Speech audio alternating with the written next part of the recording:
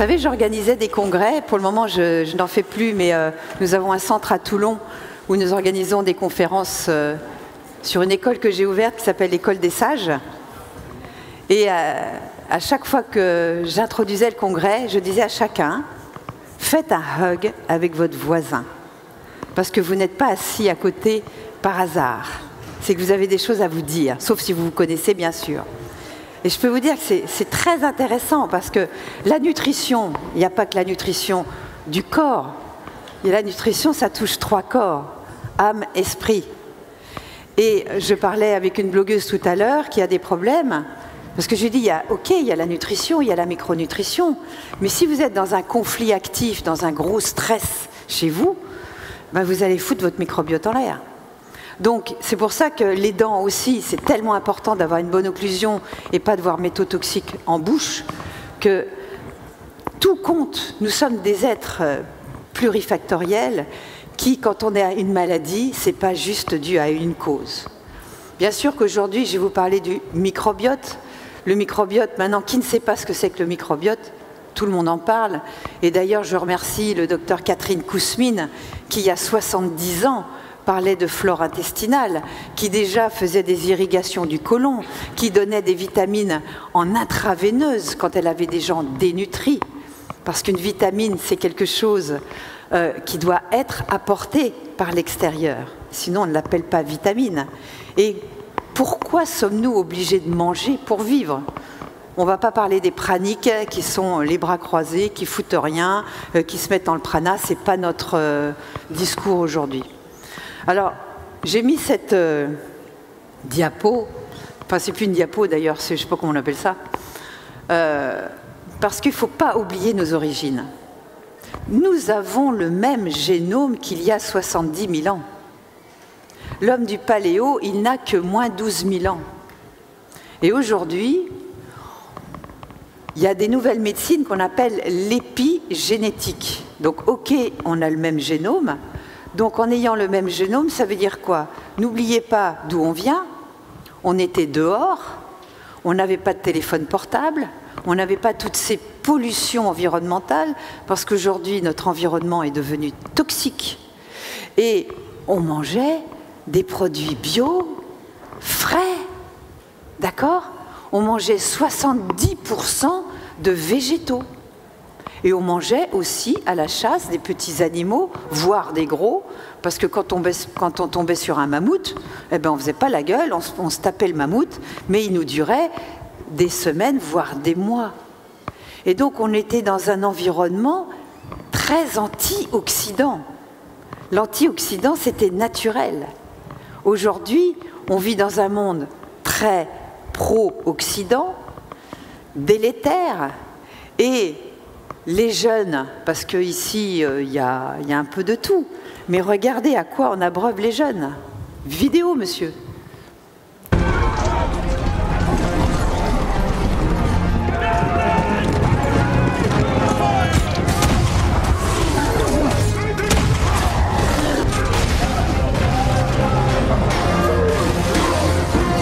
C'est bon. Voilà. Donc, c'est pour vous faire comprendre qu'on abreuve les jeunes de Warcraft. Ils sont là pendant des heures à tuer le plus de mecs possible à la minute. Et l'être humain n'est pas un être pacifique, on est d'accord. Et il y a une chose qu'il ne faut pas oublier, que sur cette planète, c'est un vaste tube digestif, cette planète. Tout le monde mange, tout le monde digère, tout le monde rejette des déchets. Vous, mais aussi. Regardez où nous en sommes. Donc, nous avons créé une malbouffe aujourd'hui qui, quand même, est consommée par, en France, encore 80% de personnes. Et quand, pour vous, naturopathes ou kinés, ou vous êtes tous, je pense, des professionnels de la santé? Oui? Oui, non? Quand on vous dit, ah ben, va peut-être falloir arrêter le sucre ou le gluten pour certains, ou les produits laitiers, ils vous disent, oh là là, ça va me demander des efforts. Ben ouais. Alors soit tu gardes ta maladie, soit tu vas mieux. Mais il va falloir quand même retrouver une cohérence, parce que n'oubliez pas, nous avons le même génome qu'il y a en tout cas 12 000 ans. Donc notre génétique est programmée pour répondre à justement ce monde magnifiquement bactérien qui nous habite, et je me demande qui habite l'autre, puisque nous sommes 90% bactériens et seulement 10% humains. Qui commande? Les gens accros au sucre, dont je fais partie, donc qui vont forcément un jour avoir une candidose digestive, mais ils ne sont peut-être pas forcément au courant tant qu'ils n'ont pas fait des tests, mais peut-être que vous ballonnez, peut-être que vous gazez, peut-être que vous avez mauvaise haleine et surtout, peut-être que vous êtes accro au sucré. Vous savez ce qu'ils ont fait? Ils ont nourri des souris, ils les ont un peu imposées pendant 3 semaines, ils ont mis des pipettes de cocaïne et des pipettes d'eau sucrée. Et au bout de 3 semaines, on les lâche, on leur laisse choisir la pipette qu'ils veulent. Ils vont tous vers la pipette sucrée. Le sucre est une drogue issue de l'esclavage. Ça n'existait pas, hein. Vous avez l'homme du paléo, quand il tombait sur un essaim d'abeilles avec un peu de miel, ah, c'était Noël, hein. C'était pas tous les jours. Donc le sucre n'était que dans les fruits naturels. Et les fruits naturels, les pommes d'Ève et d'Adam, elles étaient toutes petites. C'était pas des grosses pommes joufflues, très riches en sucre et en fructose, et très pauvres en nutriments. Donc il va falloir réinverser la tendance, parce que dans ce fameux microbiote,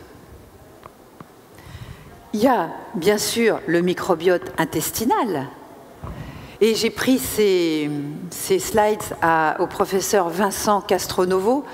Je ne sais pas si vous le connaissez, Vincent Castronovo, professeur, il est cancérologue, il a un DU à Liège, il fait des formations à Paris aussi, dans le cadre d'un laboratoire Bionutrix, que j'invite tout naturopathe à faire. Parce qu'on va dans le détail, et c'est grâce à lui que je suis allée, empiriquement, j'ai eu raison, et je suis contente d'avoir eu raison avant de pouvoir connaître toutes les études qu'on a aujourd'hui, mais maintenant je peux être plus spécifique, aller plus dans le détail, car depuis 2005 seulement, on est en train de comprendre mieux les fonctionnements de nos organes, mais aussi du microbiote. Et depuis 2015, c'est-à-dire qu'il y a seulement 4 ans, là, on a des milliers d'études sur les microbiotes. On vous disait avant que l'enfant était stérile dans le ventre de la mère. Des médecins qui ne sont pas trop au courant de ce que fait PubMed ou qui ne se tiennent pas à jour le croient encore. Non, le fœtus contient déjà des bactéries. Et le microbiote buccal de la mère, s'il est toxique, il va déjà ensemencer le microbiote de l'enfant. Et vous savez qu'on est nourri par le cordon ombilical, le cerveau entérique. C'est d'intestin à intestin. Premier cerveau. Je me demande où est le premier. Hein. Il y en a qui disent le deuxième, mais pour moi c'est le premier. Hein. Parce que vous avez quelqu'un dans le ventre, ou quand vous avez une émotion, c'est là que ça se passe. Hein. Il y a le nerf vague qui essaye un petit peu de temporiser les choses. Mais tout se passe là. Toute maladie commence dans l'intestin. Je ne dis pas qu'elle est d'origine intestinale, mais elle va commencer là. Donc ce microbiote qui vous habite, il vous habite partout, dans votre bouche, dans votre cheveu, dans votre peau, etc. J'ai eu la chance de naître par césarienne. Merci maman, on ne s'est même pas posé la question, hein, on a ouvert.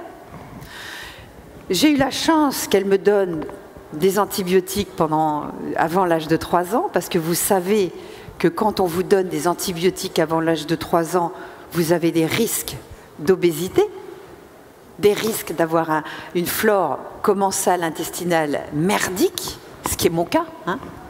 Et j'ai eu la chance que, pour ne pas déformer ses seins, je sois allaitée au bon lait de vache bien dégueulasse. Donc comme ça, j'ai eu un syndrome NASH, donc j'avais un foie gras, j'avais une perméabilité intestinale, j'étais intransportable en voiture, et c'est pour ça que je me suis intéressée à l'alimentation. Donc merci maman, à l'époque on ne savait pas, elle n'a pas fait exprès, mais c'est grâce à ça que je suis extrêmement fragile et que j'ai trouvé des solutions. Je les ai trouvées avant et maintenant les études elles sortent, je me régale. Et je bois du petit lait, d'ailleurs vous allez le comprendre après pourquoi, parce que je vais vous passer une autre vidéo. Donc vous voyez que des microbiotes on en a partout, avec des colonies de bactéries. Vous voyez, les Firmicutes, il y en a beaucoup dans le vagin, mesdames. Au niveau de la peau, on a plutôt l'actinobacteria, etc., etc. Donc, les cyanobactéries, elles sont... il y en a un petit peu dans les cheveux, etc. Donc, on a 30% de bactéries qui nous sont communes et 70% de bactéries individuelles. Alors, il y a les bonnes bactéries, d'accord? Les bifidobactéria, on a les Escherichia coli normalement en dose physiologique, mais il y a aussi la racaille. Donc, qui est-ce qu'on veut entretenir? La racaille ou les bonnes bactéries? Parce que si vous laissez la place à la racaille, il faut comprendre que les dernières études nous montrent, ça s'appelle le quorum sensing. Eh bien, vos bactéries, elles ont un téléphone portable. Et elles communiquent entre elles. Et si vous laissez la racaille envahir en biofilm, comme ce qui est le cas du Candida, elle se téléphone pour vite, vite, vite coloniser. Et là, vous êtes mal barré parce que c'est compliqué. Parce qu'elles vont téléphoner à votre cerveau pour dire « Hé, toi, je m'en fous », on appelle ça l'hôte, « Je m'en fous de toi, ce que je veux, c'est manger ». Et qu'est-ce qu'elles veulent manger? Du sucre. J'ai vu ici, nous sommes dans un congrès où manger bio, c'est quand même mieux, où on va essayer de vous dire de manger naturel. Il y a plein de trucs sucrés. J'ai vu des petites barres, alors, les dattes, 100% de sucre, index glycémique 100. 100. Le sucre complet, c'est 60, ça dépend lesquels. D'accord? 100 les dates. Et on vous dit, ça, c'est manger sainement. Je ne suis pas d'accord. Et bien sûr, c'est toujours vegan, et je ne suis pas d'accord non plus. Et je me permets de le dire haut et fort, j'ai été végane 3 ans. Parce que bien sûr, je suis d'accord que la gabegie de l'élevage, c'est insensé, et c'est très bien que L624 et tous ces gens-là luttent contre ces élevages, parce qu'on n'a pas besoin de manger beaucoup de viande. Si nous mangiez maximum une fois par semaine, ou même vous pourriez manger une fois tous les 15 jours de la viande rouge, une fois, on n'a pas besoin d'élevage intensif, honnêtement. Les vaches, elles seraient tranquilles à l'herbage, sans hybridation. Parce qu'il faut que vous sachiez que ces vaches, il y a les vaches pour la viande, et il y a les vaches pour le lait. Les belles vaches Holstein, les blanches et noires, c'est des vaches qui ont été hybridées pour fabriquer plus de lait, les pauvres. Donc elles font des tonnes de lait, et vas-y qu'avant il y avait quelques litres, maintenant c'est des dizaines de litres tous les jours. Sauf que cette hybridation a créé une caséine. Avant c'était une caséine A2, d'accord? Et cette caséine est devenue une caséine A1 qui est hyper toxique, aussi toxique que le gluten. C'est pour ça que vous allez voir de plus en plus d'enfants allergiques, si ce n'est au lactose, qui est le sucre du lait, c'est aussi surtout aux protéines de lait. Pourquoi? Parce que nos enzymes digestives, pancréatiques, biliaires, etc., ne savent pas couper au ciseau ces molécules qui sont beaucoup trop fortes, beaucoup trop dures, ce sont des molécules trop complexes. Donc, cette caséine, pour le peu que vous soyez accro au sucre et que vous ayez une candidose, que ce soit le gluten ou la caséine, ce n'est pas forcément eux qui vont vous faire des trous dans l'intestin. Mais la candidose, qu'est-ce qu'elle fait? Le professeur Alessio Fasano, qui est professeur à Harvard, donc Harvard c'est quand même une référence, on est d'accord, hein. Il a écrit un livre, Se libérer du gluten, que j'invite tout le monde à lire, très facile à lire. Et lui, il a découvert par hasard que eh bien, cette protéine, elle ne concernait pas que les cœliaques. On n'arrête pas d'annoncer comme des perroquets des choses qui n'ont aucun fondement. On vous dit, il n'y a que 1% de cœliaques, les autres, c'est pas grave, vous pouvez manger du gluten. Moi, je vous dis non. Je vous dis d'essayer de tester tous, au moins 3 semaines, d'une alimentation sans gluten du tout, hein. Pas d'épeautre, pas de petite épeautre, d'accord? Et évitez le sucre, et en même temps que vous faites ça, vous retirez les produits laitiers de vache. Brebis et chèvres ne sont pas concernés. eh bien, vous verrez les résultats. Parce que le problème, c'est que les études, elles sont en retard. Moi, je découvre des choses aujourd'hui, je ne les découvre pas, je les avais découvertes avant. Mais je bois du petit lait quand je les vois, ils sont là, le microbiote, le microbiote. Hey, ça fait 70 ans que Kousmine, elle en parle. Seignalais, il en parlait aussi. Le docteur Natasha Campbell-McBride aussi. Elle a des résultats sur les autistes, les dyspraxiques, les dyslexiques, les TDAH, etc. Sur les dépressions. On le sait aujourd'hui que ce n'est pas la peine de vous redonner de la sérotonine, des tryptophanes, des choses comme ça, si votre microbiote n'est pas en eubiose. Ça ne sert à rien. Il faut d'abord rétablir des bonnes barrières. Et donc, le professeur Fasano a découvert une grosse molécule qui s'appelle la zonuline. On va dire que c'est une hormone. Cette zonuline, qu'est-ce qu'elle fait? Parce que l'intestin, il a une double contrainte. Laisser rentrer les nutriments, d'accord? Et ne pas laisser rentrer la racaille. Comment je fais? Parce que quand j'ouvre la porte, il faut que je filtre. Donc heureusement, on a des soldats, on a des casques bleus, on a des cytokines, on a plein de trucs qui permettent de dire « Ah non, toi tu es éjecté, toi tu peux rentrer, tac tac ». Mais il ne faut pas que la porte soit grande ouverte. Donc la zonuline, c'est la clé de l'intestin. C'est la clé qui permet d'ouvrir la porte, de laisser rentrer et de refermer. Quand vous avez une candidose, eh bien cette clé, elle ne marche plus dans l'autre sens, ça reste ouvert. Et là, tout le monde rentre. Les portes ne se ferment plus, n'importe quel parasite va rentrer, vous allez être allergique, vous pouvez avoir une borréliose, une maladie de Lyme, tout ce qui va rentrer, puisque les portes ne sont plus fermées, ça rentre, les métaux lourds, ça rentre. Et ça va où? Dans le cerveau, puisque on le sait que les métaux lourds, ça va dans les graisses. D'accord? Et donc, si mon microbiote n'a pas une bonne étanchéité, imaginons que vous faites une cure détox sur une perméabilité intestinale, ça va juste être la catastrophe. Parce que votre foie détox, d'accord? Vous détoxifiez le foie, mais si votre intestin n'est pas fermé, ça va rentrer dans le flux sanguin. Et là, c'est la cata. Là, vous allez être fatigué. Hein. Un des premiers signes qu'il y a un truc qui ne va pas chez vous, c'est la fatigue. Et d'ailleurs, quand vous regardez les gens qui ont mis un petit focus sur maladie de Lyme, un petit focus sur thyroïde, un petit focus sur maladie auto-immune, un petit focus sur sclérose en plaques, n'importe quel focus, numéro 1, la fatigue. Pourquoi la fatigue? Parce qu'on marche aux bactéries. Et ces bactéries, qui vous sont individuelles, on a tous un code barre, hein, on peut tous nous reconnaître. Merci Vincent Castronovo, parce que c'est à lui. Eh bien, dans chacune de vos cellules, vous avez entre 500 et 1000 bactéries qui s'appellent des mitochondries. Pour ceux qui ont fait naturo, vous l'avez fait, ce putain de cycle de Krebs. D'accord?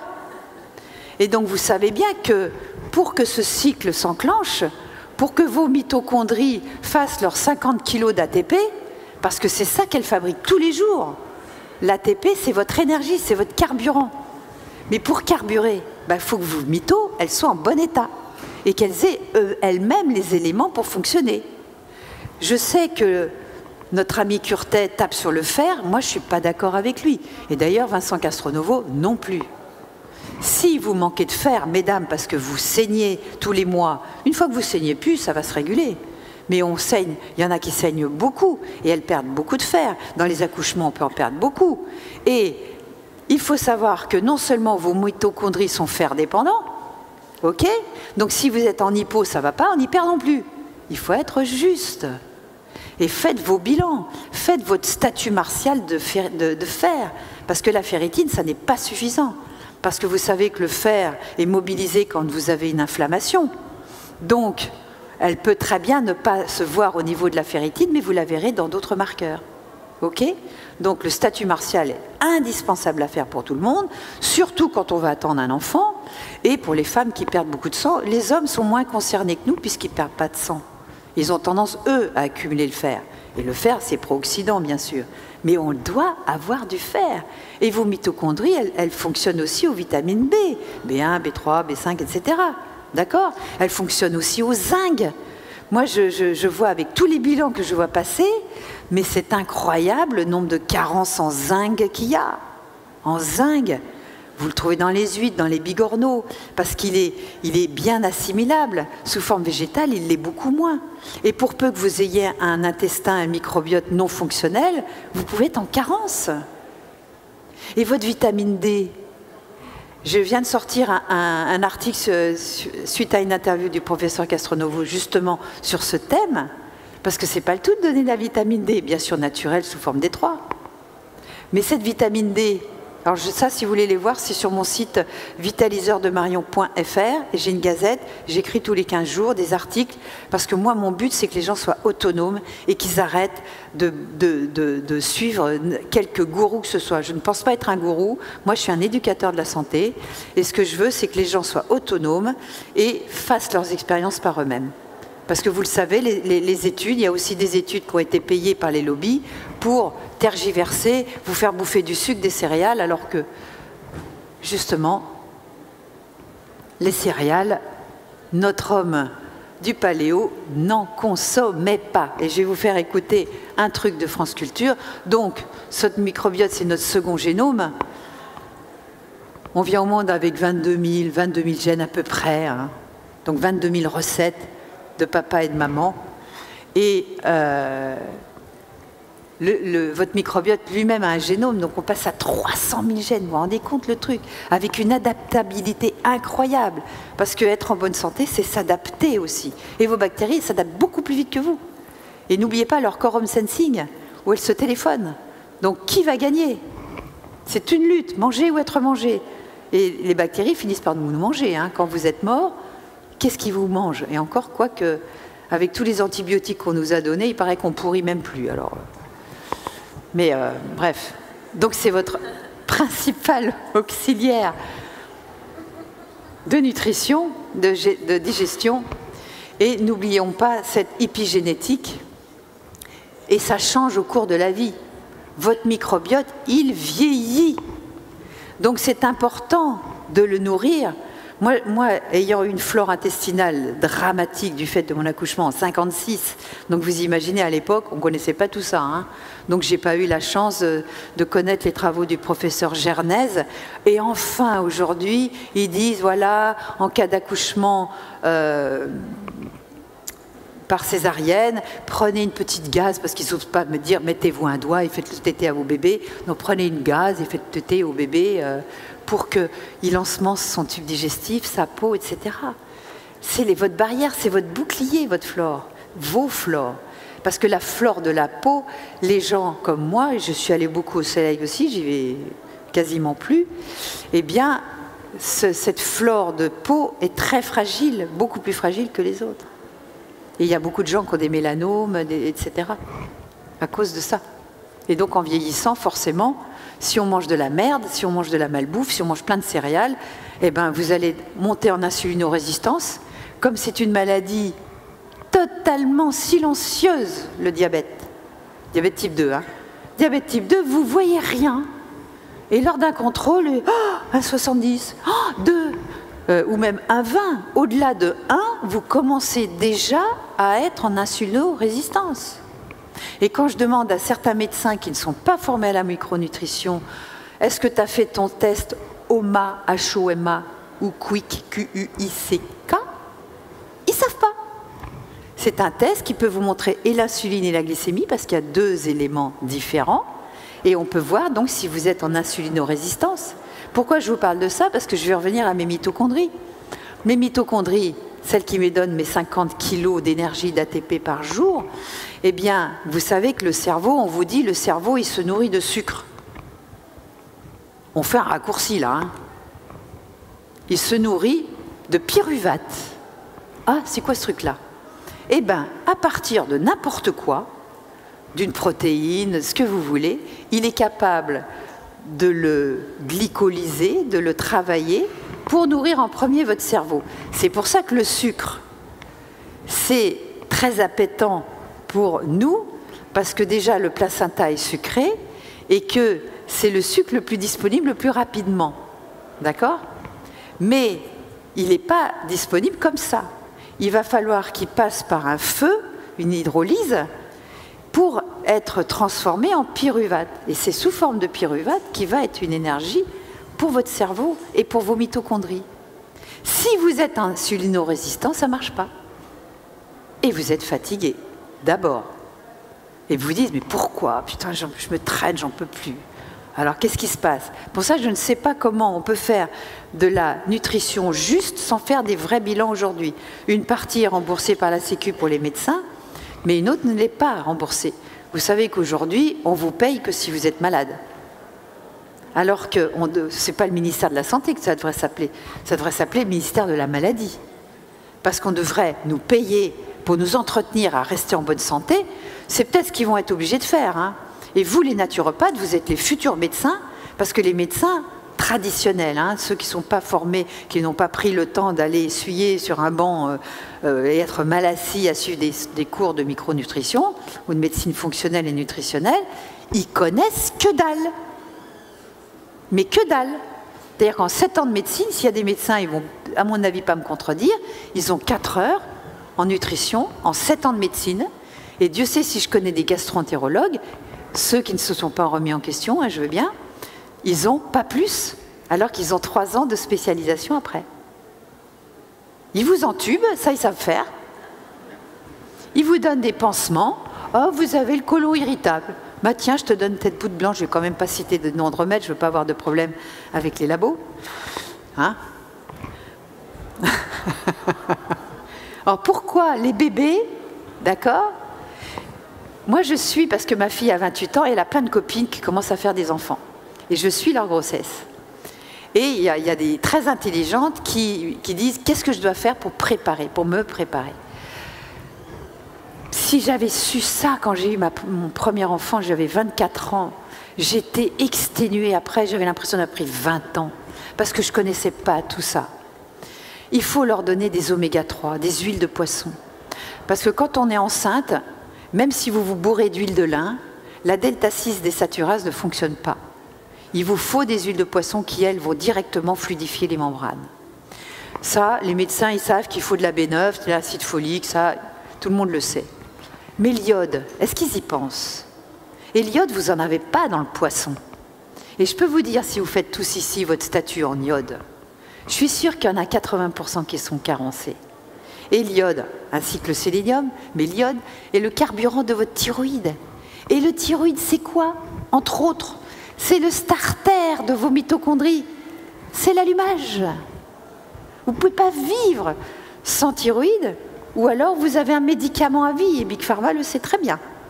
Parce que ça me rapporte. Parce que quand vous allez voir votre médecin, comme dirait Castronovo, j'ai une bonne et une mauvaise nouvelle.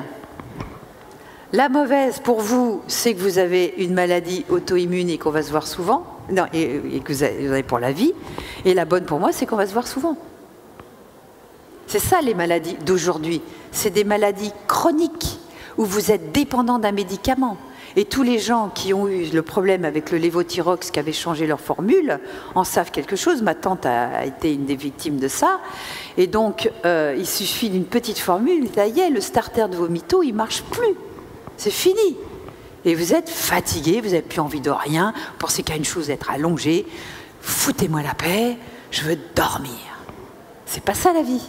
La vie, c'est avoir la patate. On nous dit on vit plus vieux. Mais on vit plus vieux dans quel état? Regardez, passé 60 ans, le nombre de gens qui prennent leur pilulier anti-hypertenseur, anti-inflammatoire, anti-je sais pas quoi, machin, machin. C'est pas possible de vivre comme ça. Des compléments alimentaires, oui, on devrait nous les rembourser, les compléments, et pas les médicaments. Si tu as fait la connerie de tomber malade parce que tu n'as pas pris soin de toi, on ne te paye plus.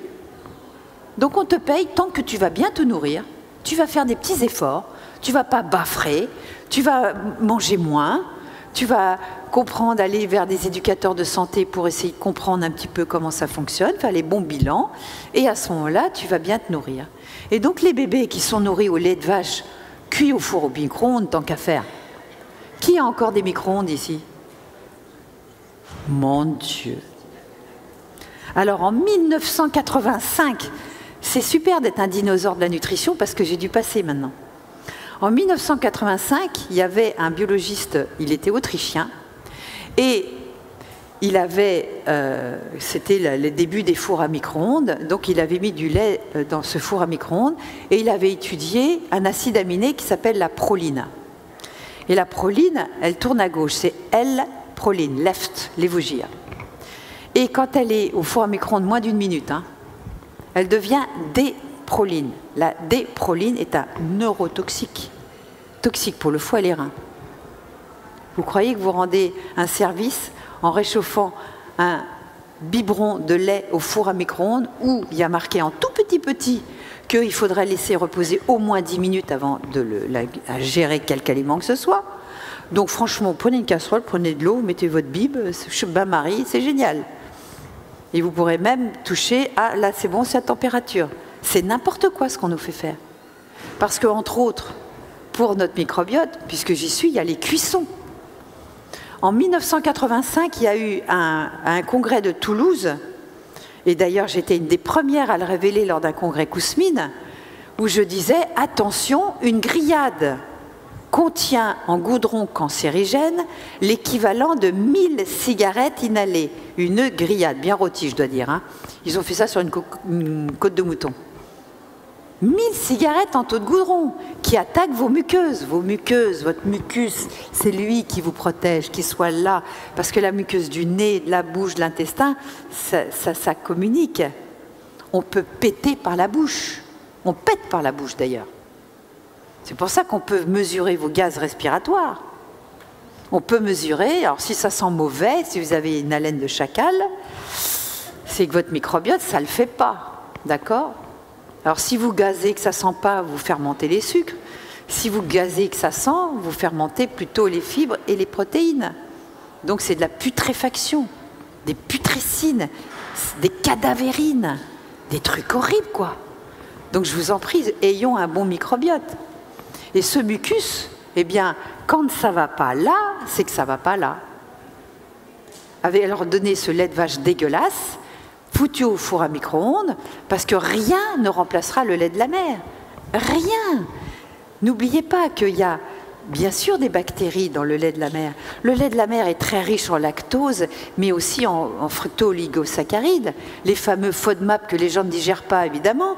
Leur microbiote est en l'air, donc la moindre fibre fermente. C'est pour ça que c'est important de travailler l'inflammation et de retrouver ce qu'on appelle l'eubiose, et non pas la dysbiose. Alors ça c'est pareil, toujours Castronovo.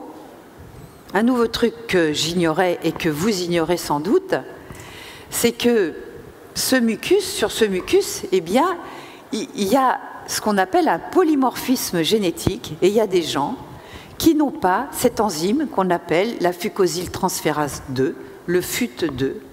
Et il y a des gens qui galèrent à avoir des problèmes intestinaux, des diarrhées, des candidoses, ils ne s'en sortent pas. Et il suffit de leur faire un examen qui est tout récent, qui n'a quelques mois. Il y a les laboratoires français, je ne crois pas qu'ils les fassent encore. Moi, je l'ai fait au laboratoire LIMS, L-I-M-S, c'est en Belgique, mbnext.be. Et c'est comme au test sanguin, ça ne change pas, vous le faites qu'une fois dans votre vie, et vous regardez si vous êtes sécréteur ou non. Et si vous avez des patients qui galèrent, vous vous en sortez pas, je comprends pas, je fais tout ce qu'il faut et ça marche pas, peut-être qu'ils sont non sécréteurs de cette enzyme. Et à ce moment-là, ils ont mis au point, il y a 2 labos qui ont mis ça au point, un remède pour que ces bactéries puissent s'accrocher et enfin, ils peuvent perdre du poids et aller mieux. Parce que souvent, il y a des prises de poids aussi avec ça. Ça, c'est à connaître absolument, parce que c'est nouveau, c'est des dernières études qui viennent de sortir. Et je trouve que c'est dommage de faire l'impair sur des notions comme ça qui peuvent sauver. 20% de caucasiens seraient FUT2 non sécréteurs. 20%, ça fait du monde quand même. Sur 70 millions d'habitants en France, ça fait combien 10%, 700 000, 1,4 million. 1,4 million de personnes qui galèrent et qui sont peut-être déjà mortes. Parce que la galère, c'est de l'inflammation. L'inflammation, selon votre polymorphisme génétique, va faire que vous allez déclencher la maladie auquel vous êtes prédestiné. Moi, j'étais prédestinée à faire diabète. D'ailleurs, quand j'ai fait les analyses il y a quelques années, j'étais déjà insulino-résistante. j'avais déjà un petit foie gras et sclérose en plaques. Sclérose en plaques, ça je le sais, parce que vers l'âge de 18 ans, je commençais à avoir une névrite de l'œil. Il y a des moments où je perdais la vue. Et je n'ai plus rien. À condition d'une discipline alimentaire, certainement pas végane, parce que la L-carnitine, vous ne la trouvez que dans la viande, mais il ne faut pas se bourrer de viande. Même une fois par mois, ça peut suffire. Mais mangez quand même du poisson, mangez des sardines, mangez des poissons gras, et 70% de végétaux. Vous allez voir après qu'il y a des végétaux qui nourrissent mieux votre microbiote que d'autres, parce que dans votre microbiote, il y a une fabrication d'acides gras qu'on appelle des acides gras à chaîne courte, qui sont de véritables hormones.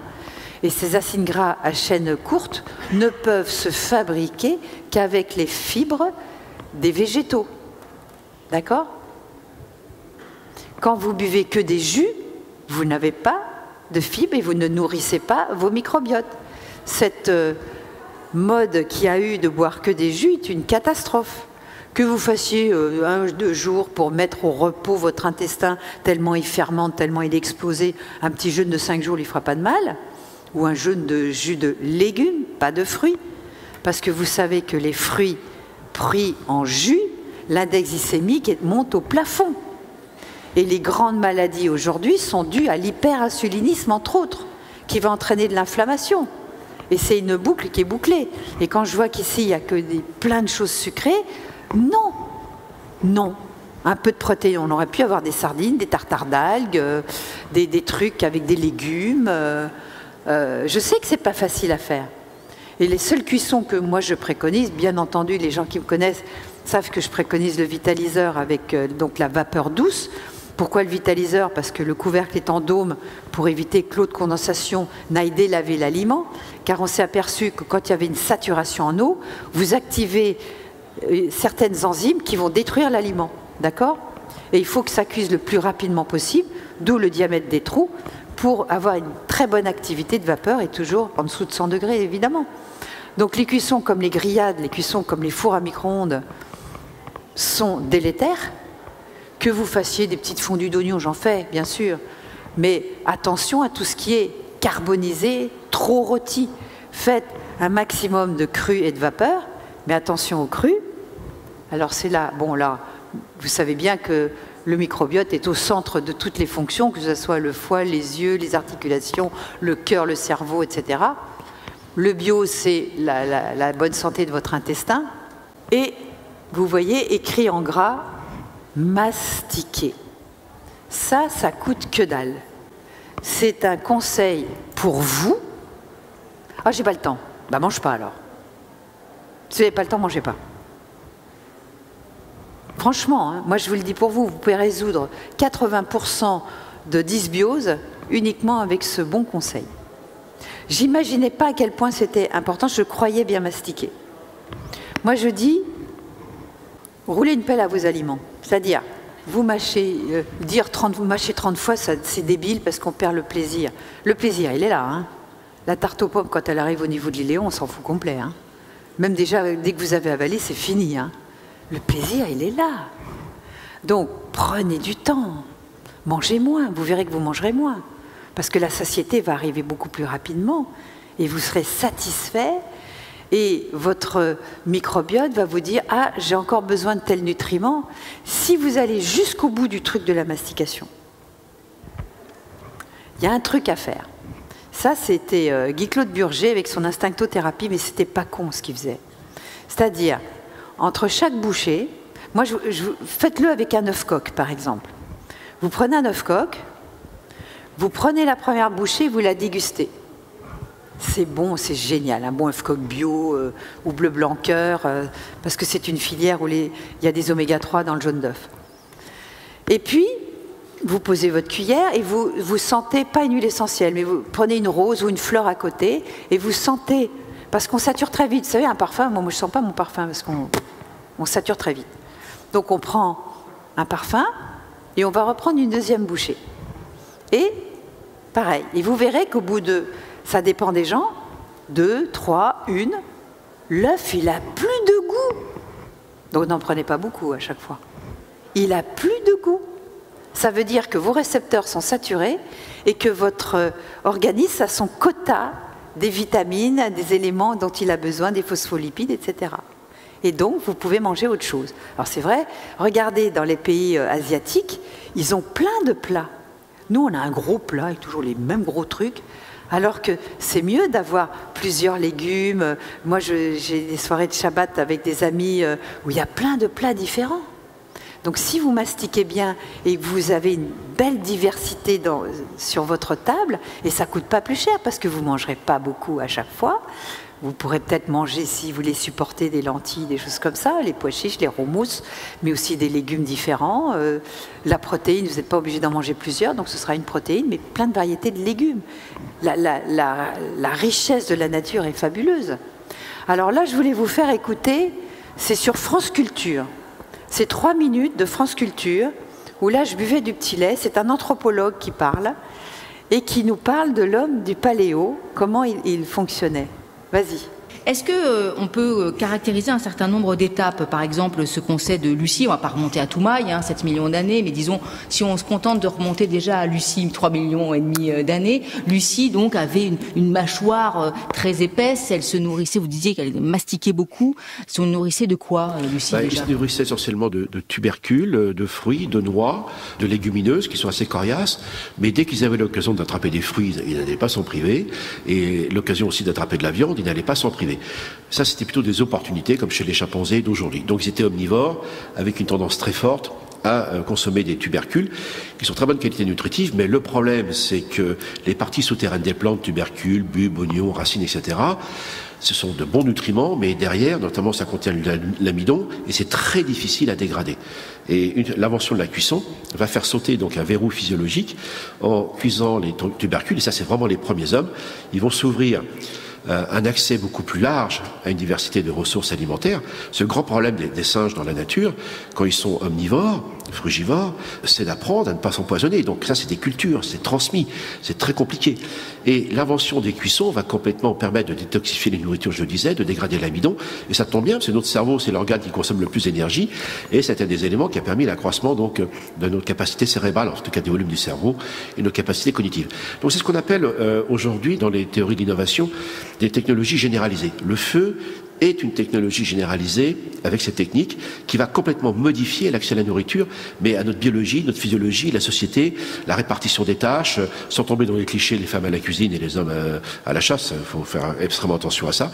Mais néanmoins, ça va complètement changer la société avec ces institutions qui vont être autour de comment se retrouver autour d'un moment privilégié qui est le repas, en tout cas, ou les échanges de ce que les uns les unes ont collecté et les uns les unes ont chassé. Est-ce qu'on pourrait dire que la deuxième révolution, ça a été l'agriculture, vers Absolument. 10 000, 8 000 ans avant notre ère? Ça commence 8 000 ans avant Jésus-Christ. Il y a ce réchauffement climatique. Alors là aussi, c'est quelque chose qu'on n'arrive pas à éclaircir. Il y a plusieurs foyers indépendants des inventions de l'agriculture. Il y en a 8 ou 9.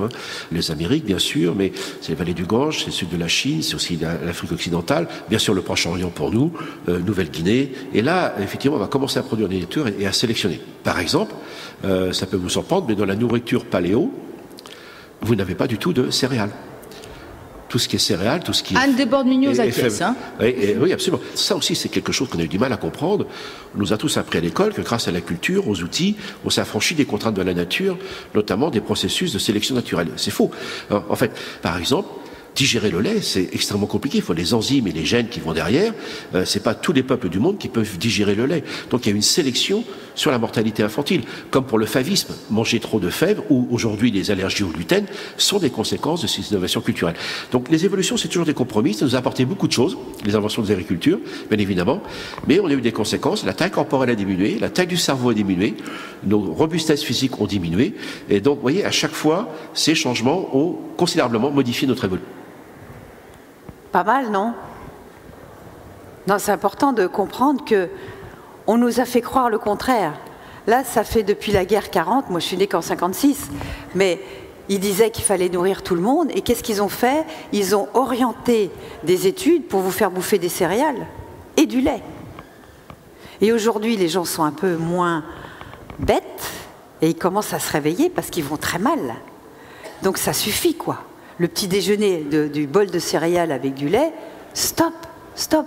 À la limite, le fasting, c'est-à-dire le jeûne intermittent, c'est génial. Si vous avez des enfants en bas âge, vous avez vu que le matin, ils n'ont pas faim. Hein, ils ne mangent pas le matin. Je ne parle pas des bébés au bib. Hein. Je parle de ceux qui ont des 3, 4 ans, 5 ans. Ils n'ont pas envie de manger le matin. Ils n'ont pas faim. C'est vous qui vous dites « Ouais, il faut manger le matin, ils vont avoir le coup de barre. » Essayez. Prenez un citron pressé pour alcaliniser votre bol avec un peu d'eau, et si vous voulez prendre un peu de spiruline ou de clamate ou de l'ortie, et basta. Vous boirez dans la matinée, vous n'aurez pas de coup de barre. Moi, je n'ai pas mangé ce matin. Ok, je me suis levée de bonne heure. Et à midi, j'ai mangé très peu de choses. J'ai pris leur jus de tomate, là, parce que je n'avais pas envie de prendre... Moi, je supporte très mal les lectines, mais je ne sais pas si j'aurai le temps d'en parler. J'ai fait un article là-dessus sur mon site Vitaliseur de Marion, le paradoxe des plantes et les lectines. Et d'ailleurs, on va faire un magazine spécial en septembre sur 95 degrés, parce que je m'aperçois que c'est révolutionnaire. Ça marche vraiment bien, mais c'est une autre conférence. Et donc, le matin, il vaudrait mieux, si vous avez faim, bien sûr, manger, bien sûr. Mais on le sait, que comme nous n'avons pas changé de génome depuis Lucie, eh bien, nous étions très sensibles à l'insuline. L'insuline était très sensible parce qu'il fallait absolument stocker, parce qu'on ne savait pas si demain on allait manger. Donc stocker était un code de survie archaïque, et notre pancréas le sait très bien. Donc dès qu'il avait de la bouffe, tac, on stocke, et dès qu'il mangeait, surtout le matin, parce que le matin, eh ben, il fallait avoir la vigilance pour aller chasser pour les hommes et cueillir pour les femmes. Parce qu'on sommes des chasseurs, cueilleurs, fourrageurs, ne l'oubliez pas. Nous sommes comme ça, nous sommes omnivores, nous sommes flexivores, nous devons manger 70% de végétaux, et si on le peut, un petit peu de protéines animales sur un repas. Et l'autre repas peut être fait selon votre microbiote, car les lectines sont très compliquées à métaboliser pour votre microbiote dans un premier temps. Il faut le rééduquer. Ça s'éduque. Moi, j'ai rééduqué mon microbiote. À l'époque, vous me donniez des topinambours, mais j'explosais. Maintenant, ça va. Donc, ça se rééduque. Hein. Eh bien, quand vous allez fonctionner comme ça, le matin, vous ne mangez pas si vous n'avez pas faim, ou vous mangez plutôt des protéines, parce que quand vous mangez sucré le matin, des fruits à index glycémique moyen ou haut, votre glycémie, elle fait comme ça. Parce que le matin, normalement, c'est le cortisol qui vous donne la vigilance, qui vous donne la possibilité de courir après un gibier ou d'y échapper, d'accord? Et le cortisol, il prend dans vos tissus des nutriments pour vous donner cette vigilance. Et il y a une antinomie entre prendre dans les tissus et digérer. Pas possible, ça ne marche pas. Donc c'est l'un ou l'autre. C'est pour ça que faire du sport derrière un repas, c'est complètement débile. Et il vaut mieux faire votre sport le matin que le soir. Franchement. Mais justement, ça me fait penser à une chose, c'est qu'il y a manger, et comme il me reste que 10 minutes, il y a aussi l'exercice régulier. Le yoga, c'est mignon, mais ce n'est pas de l'exercice qui vont recycler vos mitochondries. Parce que vos mitochondries, elles ont leur activité, d'accord? Et quand elles commencent à être nazes, il faut les éliminer. Le corps sait le faire. Mais si vous restez statique, au bout d'un moment, vous aurez trop de mitochondries qui sont des Tchernobyl ambulants. Et une mitochondrie qui est naze, elle fout le feu parce que c'est une bombe à radicaux libres. Donc pour nettoyer et recycler vos mitochondries, le professeur Castronovo nous montre cet exercice qui n'a pas besoin d'aller en salle, qui a besoin de zéro matos, d'accord? Et que vous ne disiez pas « j'ai pas le temps », parce que si vous dites ça, c'est que vous n'en avez rien à foutre de votre santé, vous êtes feignant, vous êtes fatigué, faites un bilan pour savoir d'où ça vient. Donc, pendant 2 minutes, vous faites un petit jogging sur place. Ça va commencer à vous faire monter le cardiaque. Après, vous ferez de la cohérence cardiaque derrière pour vous harmoniser, d'accord? 2 minutes. Ensuite, 30 secondes. Je peux vous dire que c'est dur de tenir les 30 secondes. Vous comptez 1, 2, 3 dans votre tête, tac. Vous mettez un petit chronomètre et vous faites ça 4 fois. Ça fait à peu près 10 minutes. Et bien, je peux vous dire que vos mitos, là, recyclez, et vous verrez comme vous êtes en meilleure forme. Même si vous êtes, vous, naturo, kiné, vous êtes derrière votre bureau, assis à écouter les lamentations de tout le monde, eh bien, 1 fois ou 2 dans la journée, vous ferez cet exercice. ça va oxygéner tout ça. Faites-le. Ou alors, si vous faites du vélo, moi c'est du vélo que je fais, je me fais mes petits sprints comme ça. Parce qu'une fois, ça ne suffit pas.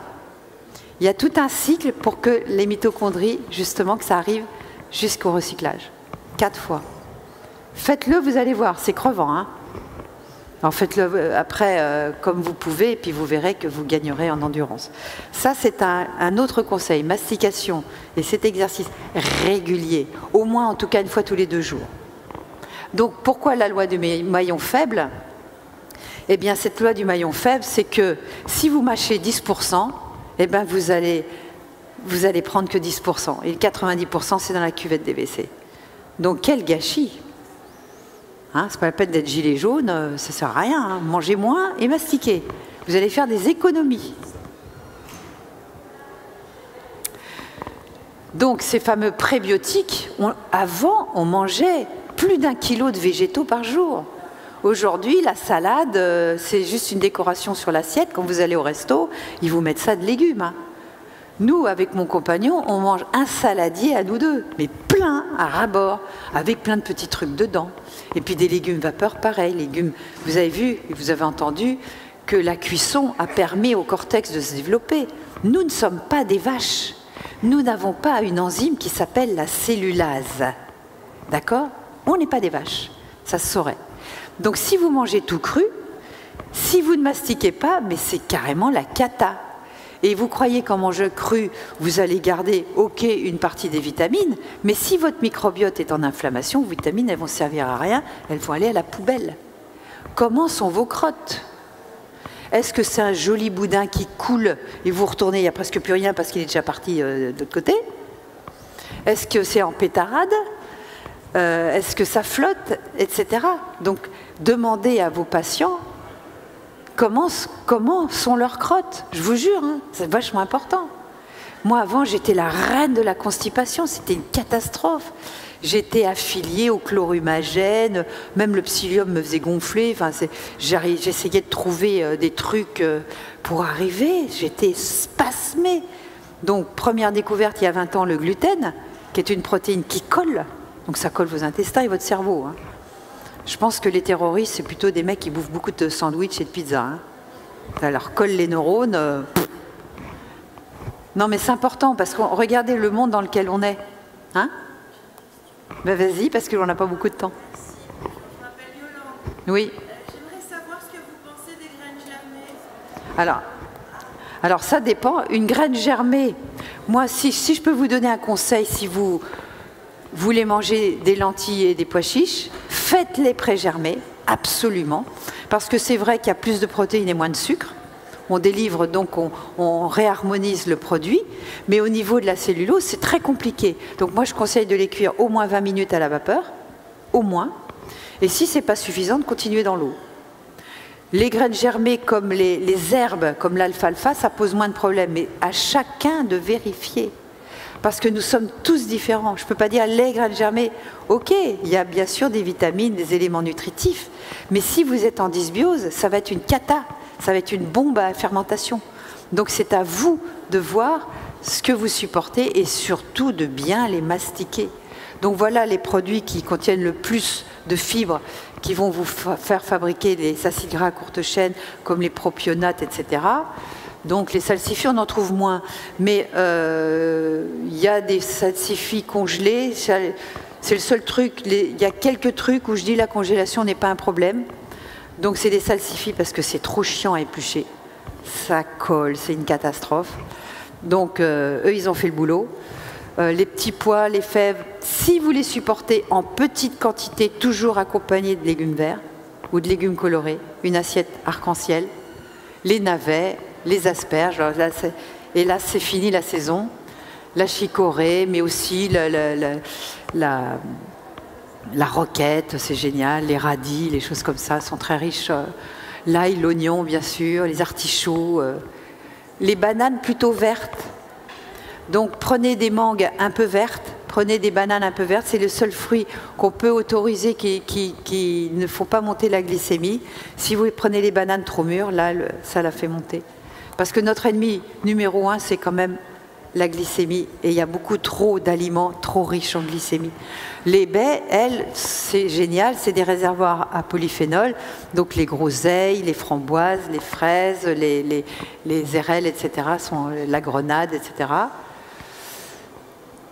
parce qu'elles nourrissent en plus et elles stimulent une bactérie qui s'appelle Akkermansia, qu'on retrouve beaucoup chez les gens minces et dont les obèses sont dépourvus.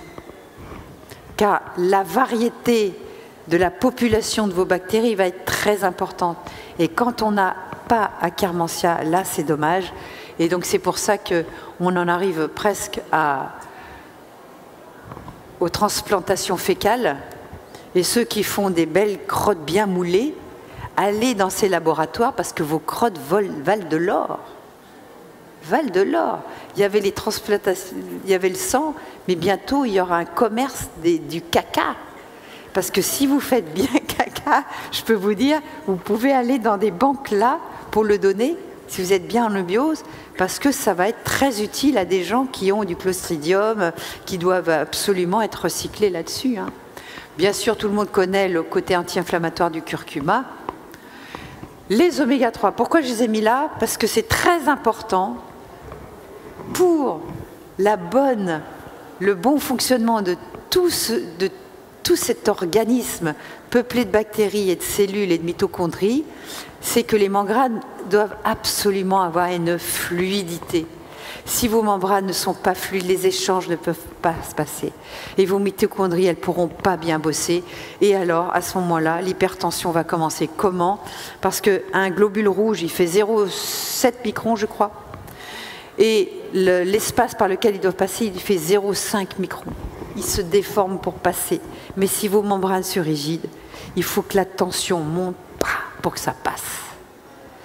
Toutes ces maladies ne devraient pas exister si nous prenions soin de nous, si nous mangions correctement, si nous prenions des sardines au moins 3 fois par semaine, un petit peu de foie d'animaux pour la vitamine A, parce que, vous le verrez dans mon dernier article, que la vitamine D est vitamine A dépendante et fer dépendante. Et que le K2, la vitamine K2, contribue aussi à sa bonne absorption au niveau de votre microbiote. Donc si vous manquez de vitamine A, vous pourrez vous shooter avec la vitamine D, elle ne fera pas son boulot. Et quand on sait toutes les fonctions qui sont associées à ces vitamines essentielles, c'est même des hormones d'ailleurs, parce qu'une vitamine, normalement, on ne sait pas la fabriquer nous-mêmes. Je ne sais pas pourquoi on l'appelait vitamine D. Une vitamine doit nous être apportée par l'extérieur. Or, c'est le soleil qui va stimuler sa fabrication. Mais qui s'expose? Regardez, à Paris, là, il fait un temps hein, et vous êtes couverts. Il faudrait être bras nus, torse nu, visage nu, sans crème, écran total, parce que les rayons, ils passent pas. Et votre vitamine D, maquage cacahuète. D'accord? Donc vous devriez, et encore à partir d'octobre, les rayons ne sont plus actifs. Donc quand on fait le bilan vitamine A, vitamine D, des gens, attention au fer, eh ben, ils sont carencés. Et à ce moment-là, ostéoporose, ça peut même aller jusqu'à beaucoup de maladies inflammatoires, etc. C'est dommage, parce que l'arthrose aussi, elle se fabrique comme ça. Quand il n'y a pas de K2, parce qu'il n'y a pas un bon microbiote, eh bien, vous avez du calcium là où il ne faut pas, de façon, on appelle ça ectopique. Donc vous allez avoir des becs de perroquet ou de l'arthrose à des endroits articulaires où il ne devrait pas être, parce que n'oublions pas que le calcium, les os, c'est surtout des réservoirs de calcium, parce que sans calcium, il n'y a pas de vie. D'accord? Et que sa vitamine D, donc tout marche ensemble. Donc voilà, les transplantations fécales, je vous en parlais. Alors, ils voulaient mettre même en gélule, hein, mais il y a toute une préparation, il y a plein de trucs. Alors, j'ai quand même mis quelques petites analyses, si vous vouliez en faire. Prenez des photos, parce que je vais surtout insister sur... Bon, l'insuline, ça s'appelle OMA et Quickie hein, maintenant. L'hémoglobine glyquée, on le fait moins maintenant. Mais la glycémie, ça s'appelle OMA et Quickie, tout ça. La CRP ultra sensible. Parce que la CRP toute seule, ça ne suffit pas. Maintenant, on s'est aperçu que si on veut voir s'il y a une inflammation qu'on appelle de bas grade, c'est-à-dire silencieuse, c'est-à-dire qu'il y a des bactéries sournoises qui sont en train d'envahir votre organisme, c'est avec la CRP ultrasensible. Mais il y a aussi la zonuline qui va donc nous démontrer s'il y a une perméabilité avec les lipopolysaccharides, c'est le LBP, qui va nous démontrer s'il y a des fragilités au niveau de vos membranes. Bon, la vitamine D, bien sûr. C'est important tout ça, parce qu'on ne peut pas être juste au niveau de l'analyse d'un terrain uniquement avec un interrogatoire. Bien sûr, il y a des symptômes, mais il faut jouer à Sherlock Holmes. Comment ça va?